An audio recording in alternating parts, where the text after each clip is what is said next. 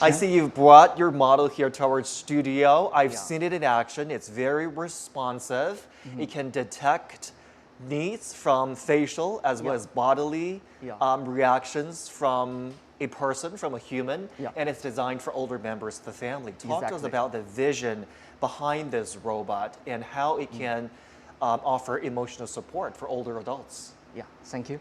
So our team is focused on the AI and the robotic technology using in the rehabilitation and healthcare scenarios. In China is with so-called silver-haired economy. And you just mentioned that there are over 300 million people in China, is elderly senior people. And often they're in the home, they are lack of the emotional care and they sometimes feel lonely.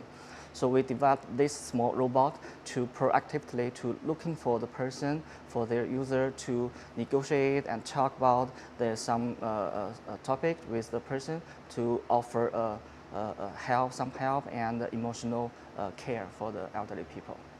I mean, now that you're talking about the topic of the silver economy, you must have studied it thoroughly before you launch this robot, because obviously it has its demographic that makes up the silver economy here in China. So what do you think the prospects are here? How do you look at the market potential for something like your product? Yeah, so first the market is huge, but there is something, there's a technology gap between the technology development and the elderly people's need.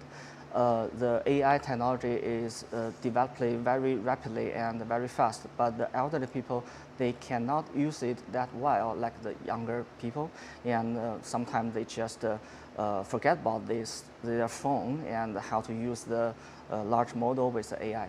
So we want to have a little thing like a puppy or like cyber dog to communicate with elderly people at home.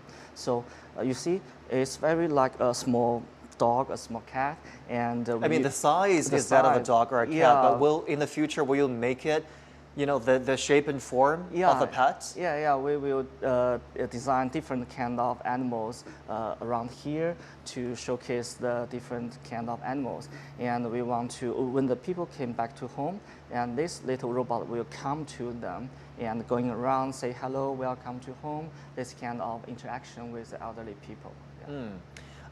You are a startup. The CIIE has a very mature presence of established companies and firms. As a startup, and you're launching your products in its Innovation and Incubation Zone, what do you make of the platform CIIE has provided for smaller businesses, for startups like yours? In what way is it helping you grow your business? Yeah, thank you. So we are very honored to be here at the CIIE. Generally, it's the large institutions and companies to showcase their newly product. But in the innovation zone, there are almost hundreds of startups like us to have a very small stage, but we can also showcase our innovation idea and prototype and our product and service. So it's really a big stage for us, and we can demonstrate this product to all the Chinese users and also to the world. In the startup zone, there are startups from different countries, from Australia, Canada, USA, and Israel, for example, and other places. So all the startups from different parts of the world can showcase together to let the users in China see what's the cutting-edge technology and what can be done in the future, nearly future.